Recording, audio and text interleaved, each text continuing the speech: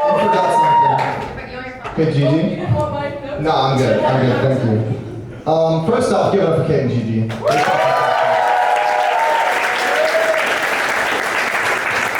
How's everybody doing? That was plain. I'm Daniel Solot. This is actually my favorite part of the show, is when I get to introduce myself to the crowds, because a lot of people don't know how to pronounce my last name, and this is a chance for me to kind of clear the air. It's Solot, but a lot of people say Solid or Solot. One time I got slut. I was at a Little League baseball game, and my Instagram at the time was DSolot. And so someone came up to me and they were like, I think I recognize you. You're D-Slut from Instagram, right? And I was so offended and shocked, because like I have one shirtless picture, but I'm not D-Slut from Instagram. I think names overall are pretty fascinating. You know, there's so much history and meaning behind them. And I was researching names the other day, and I came across the name Kennedy. And what the website told me is that Kennedy means deformed head. And I don't know if it meant it before he got in the convertible.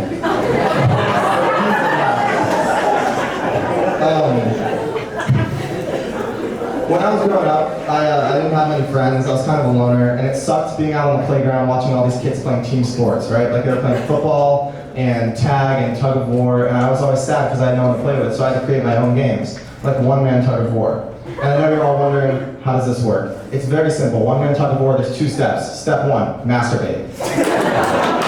Step 2, you already lost, you fucking loser. Now that I'm older, I have some friends, and I found out what my favorite kind of friend is. My favorite kind of friend is someone that has 2 sides to them. It's the sides of sober idiot and drunk genius. So to elaborate on this, my best friend from home, she has both these sides, and an example of each. So for sober idiocy, we were testing her, and we asked her to name one thing that Clinton did during his presidency, and without hesitation, she said Obamacare. And to this day, she claims she was joking. She wasn't.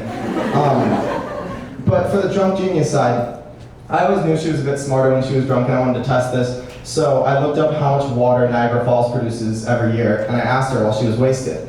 And I was shocked. I was like, how much water does it produce every year? And without hesitation again, she looked at me and she goes, shut the fuck up, little dicky looking ass. Are you guys okay if I do like a couple quick cheesy Jesus jokes? Is that fine? Okay, so the first one is, everyone has their ideas about Jesus. You know, some people think he was black, some people think he was white. I think he could have been both. Holy cow. I like that one because it's not offensive. You know, it would be a whole other thing if I came on stage and I was like, guys, the Virgin Mary is a holy... That's fine. So the second one is, it's a lot simpler. A Jew walks up to a bar and they nail him to it. Since we're on the topic of religion, I would like to take this time to talk about my bar mitzvah. I am Jewish. Anyone else Jewish in the crowd? I thought it would just be the comedians. That's great. So I got bar mitzvah when I was 13, and there was this kid in my grade named Chris Connolly. And for short, we called him C's. That's what he was known as. That's what everyone called him. And a problem with him was, first off, he just kind of sucked. And second off was he wasn't Jewish. And I was only inviting Jewish people to my bar mitzvah. And so I'm at my bar mitzvah, and I'm on the podium. And there's all Jews in the crowd. It's my family and my friends and my parents' friends and so many of my parents' friends. And C's bursts through the door, and I see him through the back, and in this crowd of Jews, I go, fuck Nazis! And the whole crowd applauded. And then the rabbi was like, amen, in the eyes of the Lord, I was a man. There's certain things that people can say, and then certain things that people can't say.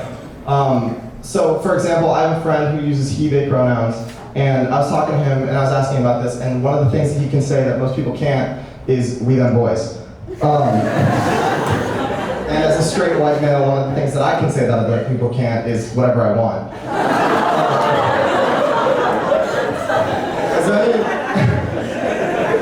Is there any fans of Chance the Rapper in the crowd? Okay, cool. I like to think that I know how he got to start. I don't know definitely, but this is what I imagine. So he's in his room, he's in high school, he's making music, laying down tracks, laying down lyrics, but he can't get that hook to make everything work. And you know, what does a teenage boy do when he's procrastinating? One-man tug of war. So he puts his music aside, takes down his pants, and right as he starts, the door bursts open, and his mom walks in, and in a slow motion moment of brilliant panic, he goes, "Ah!" And he's like, "Wait, do that again." His mom's like, "Take your fucking pants up, what are you talking about?" Back in June, I was watching the NBA Finals, and for those of you that don't remember, it was the Boston Celtics versus the Golden State Warriors.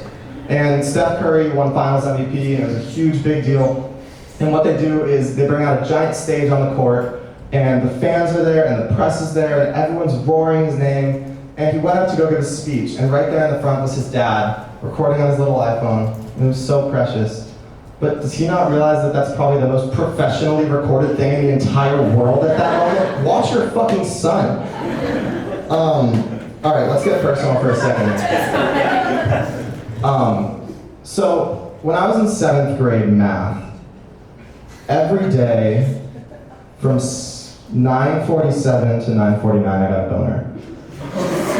And I never knew why. I always kind of assumed it's that zeros kind of look like boobs, and that was the only rationale, but that could not have been it. And basically what happened was my grades started dropping, and this was a growing problem. Well, the problem was growing, but I obviously didn't have a growing problem. And so what happened was my grades were falling, and when I brought a report card home, I showed it to my parents, and they were furious, and they wanted to know what was going on with my grade, and I could not explain it to them, because how do you explain that to them?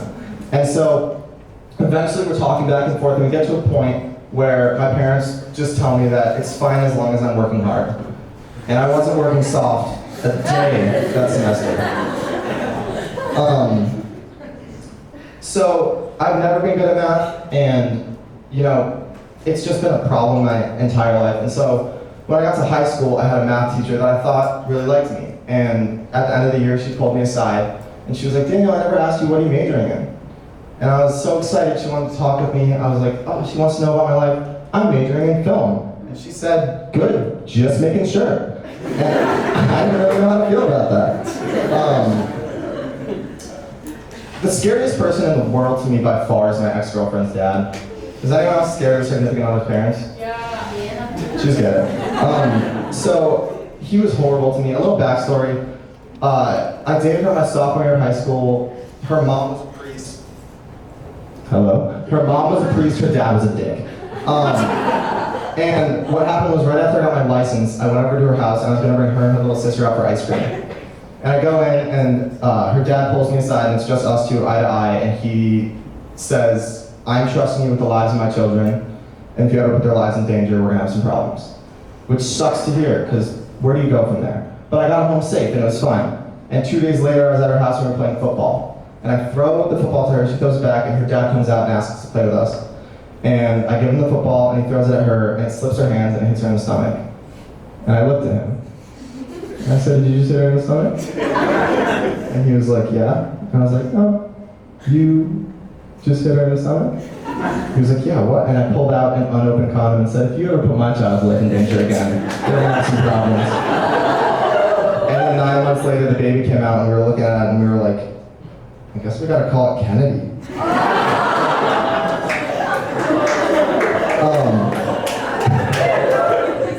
This last story is the most full circle moment of my life. It starts in 2nd grade. I went to a school that was K through 2. And for kindergarten and 1st grade, we had this principal that was wonderful, and she was so kind to us, but she retired, and so for 2nd grade, they found a replacement, and her name was Dr. Cinnamon.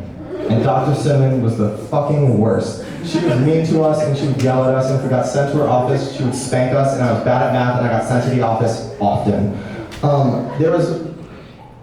I forgot where I was going with this. So, Dr. Cinnamon. I went to a public school, which means that's paid for through taxes. And so how I saw it growing up was that my parents were obliviously paying for me to get spanked by Dr. Cinnamon. Now there's 2 things you start to realize as you get older.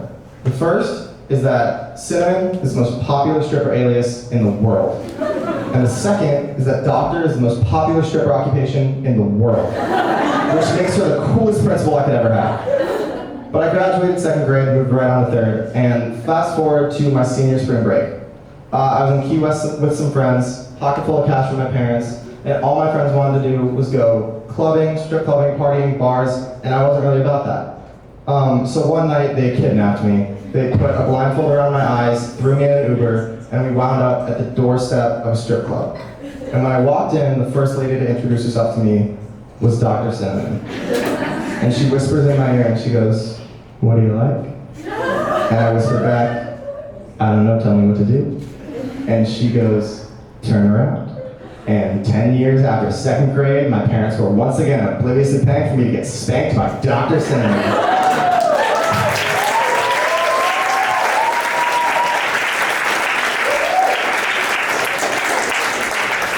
And if I were to grade her on her performance, much like myself, she was probably about a D slut. Thank you guys.